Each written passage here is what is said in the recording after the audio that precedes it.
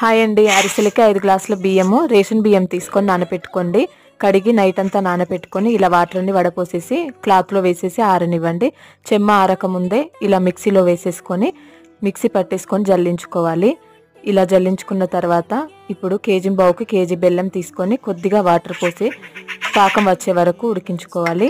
ఇలా ముద్దగా బెల్లం రావాలండి. అప్పుడు పాకం వచ్చినట్టు. యాలకుల పొడి వేసి కొద్దిగా పిండి వేస్తూ కలుపుకోవాలి. కొద్దిగా నెయ్యి వేసి కలిపేసుకొని స్టవ్ ఆఫ్ చేయాలి.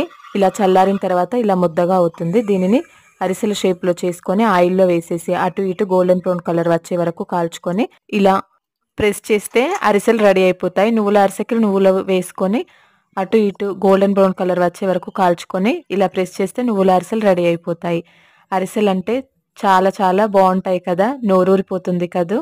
ఇలా సింపుల్గా ఇంట్లోనే తయారు చేసుకోవచ్చు. ట్రై చేస్తారు కదా. Thank you.